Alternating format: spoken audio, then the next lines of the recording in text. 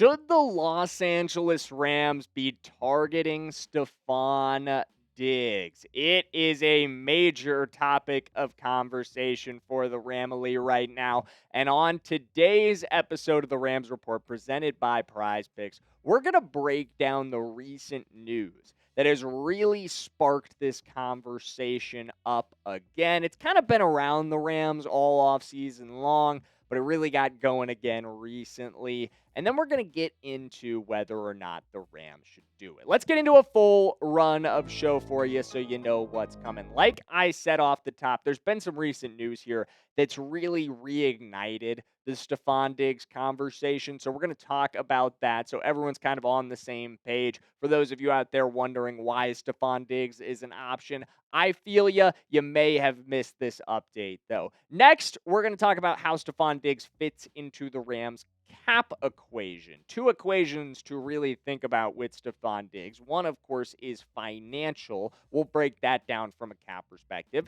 And then we're going to talk about the other equation to think about with Stefon Diggs, which is how he fits not only into this offense, but into this Los Angeles Rams locker room, into this team culture that the Rams have built and that they're very proud of over the last couple of seasons, really under Sean McVay, just driving in a culture of success, a culture of integrity. Does Stefon Diggs fit into that? We'll see. And then lastly, we'll answer, connected to all of these questions, should they do it? Should the Rams go out and sign Stefon Diggs?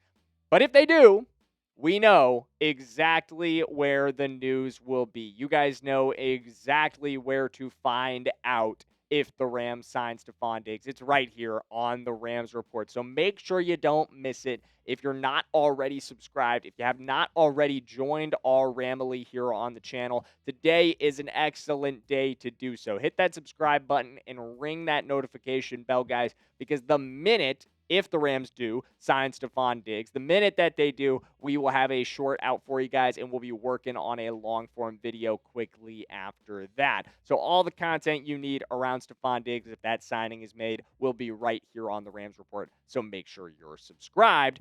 But let's get into the news. So for those of you unaware, on Friday, just this last week, the Los Angeles Rams, the NFL closed out its review of the matter involving Stefon Diggs and his former chef, per Adam Schefter, saying it said there was insufficient evidence to support a finding of a personal conduct policy violation.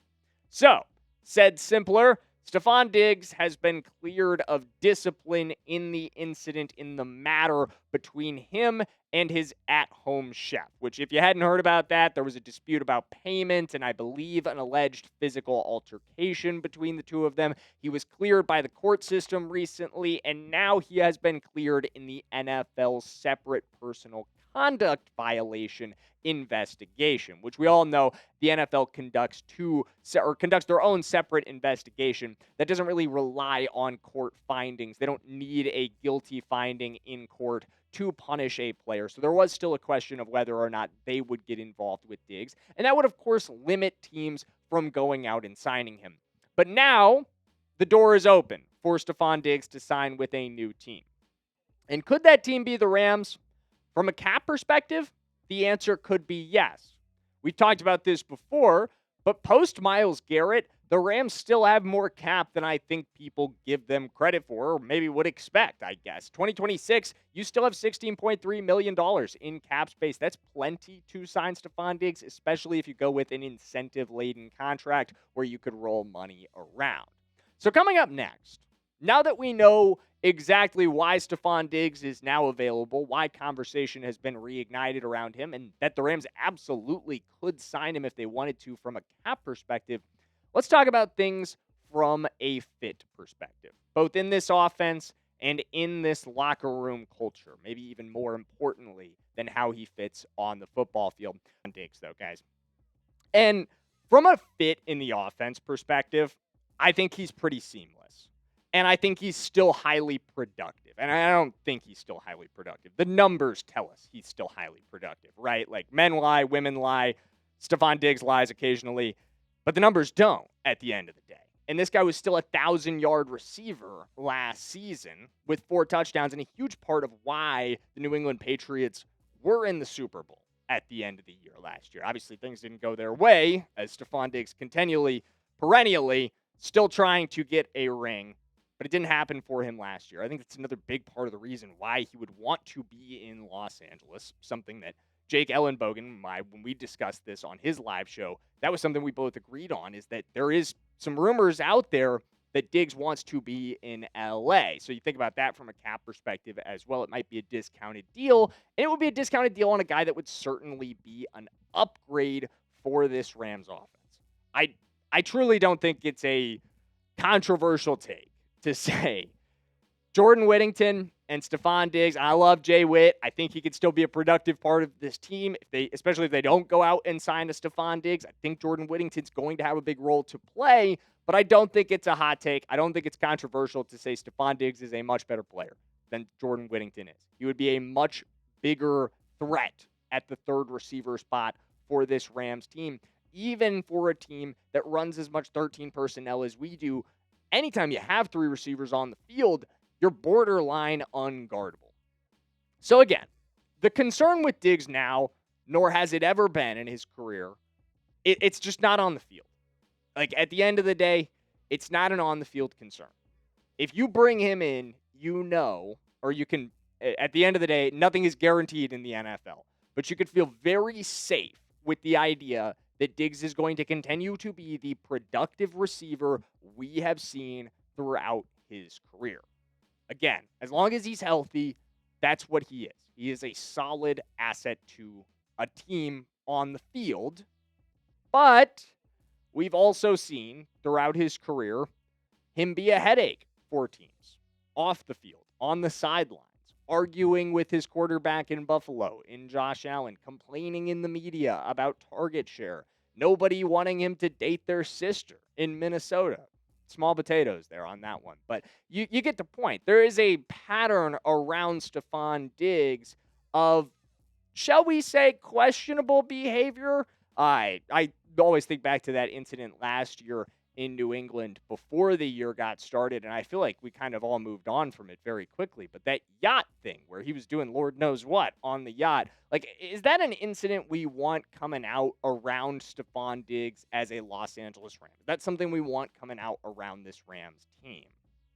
But you say all that to say, it does feel like, outside of the yacht incident and some of the stuff that came up towards the end of the year, which of course he was ultimately cleared of in New England, Diggs on the field last year for the Patriots was praised for his maturity, was praised for his leadership and his role in helping that team grow. And Sean McVay is not new to managing big personalities. Sean McVay has done this before. Les Snead, Sean McVay, they've brought in guys like Ndamukong Suh, Odell Beckham, big personalities, alpha personalities that other teams struggled to manage throughout their careers, but were successful in Los Angeles. I don't worry about it as much from that perspective. I do think the Rams could manage Stefon Diggs. I do think Diggs would, kind of like he did in New England for the most part, put his head down and work in Los Angeles, knowing the chance he has to win a ring. But I think the Rams cannot let Stefon Diggs be their first priority.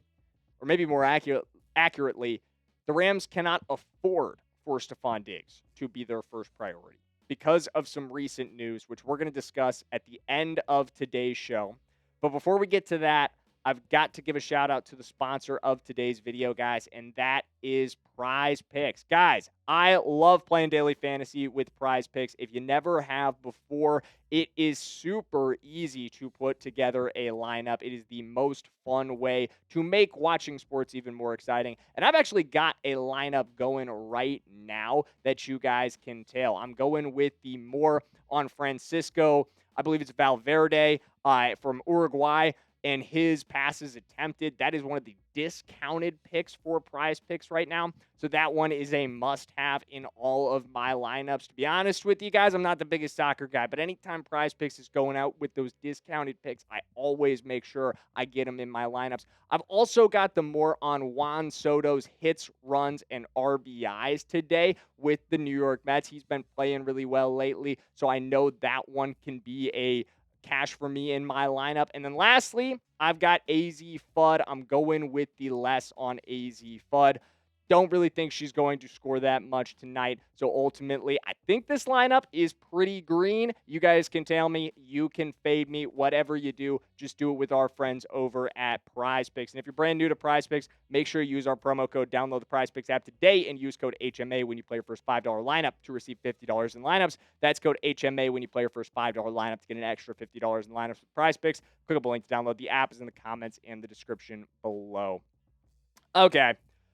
So let's get back into discussing why I think the Rams have lost the privilege, I guess, of going after Stefon Diggs, or at least of that being their first priority. This is why. Alaric Jackson's arrest on suspension of felony domestic violence. I don't think as a team right now, your priority can be anything other than addressing the left tackle spot. Because this raises a question for you. This raises a question of whether or not you're going to have your starting left tackle at the beginning of the season. At the end of the day, we don't know what is coming for Jackson in his court case, for what is the NFL is going to do, even if the court case doesn't go anywhere. It's hard to speculate around any of those things, but the Rams have to be prepared for anything. They have to be prepared to make an external move. They have to be prepared to step guys up internally. But Taylor Decker, going external and signing Taylor Decker, I think that might be the best option for this Rams team. Signing the former Detroit Lion, someone that Matthew Stafford has familiarity with, and you can afford him, just like we talked about from a cap perspective. I think Decker he didn't want to take a pay cut in Detroit, but at the end of the day, we've seen his market not really materialize over this season, or offseason, I guess I should say. So I do think the Rams could afford him with the cap that they have left. But if you go get Diggs and you sign Decker, maybe you could make both of those work. Maybe you could sign both of those guys. But what you definitely can't do if you sign both of those guys is get 99 back. And how painful would it be if we end up hearing on a podcast one day that Aaron Donald wanted to come back, that Aaron Donald told the Rams, I'm ready, I want to come back. And they said, we can't make it happen from a cap perspective, man. We don't have the money because we signed Taylor Decker and Stefon Diggs. Sorry. That cannot happen. That would be inexcusable, in my opinion. If 99 wants to come back, you have to make sure that there's money left over for that. And before you get to, at the end of the day, even 99, you got to make sure Decker could be part of this team if that is possible, that you have some solution for your left tackle spot. The Rams don't feel the need to do that. If they trust what they have at left tackle, I'm a little questionable on that. But if that's the decision they make, then that frees up the cap space. But I do think the Rams are going to look to make an external move if one is needed. Again, that is an if. But I don't think you can go make other moves and then prevent yourself from doing it if you do need to.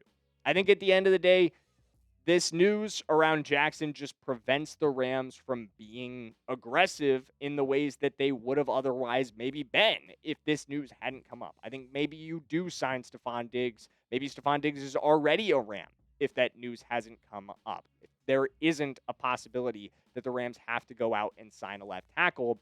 But I don't think you can discount that at this point if you're Los Angeles. I do think you need to leave some cap space left over. And signing Diggs might eat up all you have. That's going to do it for us on today's episode of the Rams Report. I'm interested to hear what you guys think about this discussion in the comments below. Where do we land on the Rams potentially signing Stefon Diggs? Is this a move you want to see the Rams make, or do you kind of agree that we just don't really have the ability to afford it right now because of the off-the-field situation with Jackson? Let me know, guys. I want to hear from you. And as always, make sure you subscribe and stay tuned for all the news you need. Even a Stefon Diggs signing. Who knows what's coming? I'll see you in the next one. As always, thanks for watching, and let's go Rams.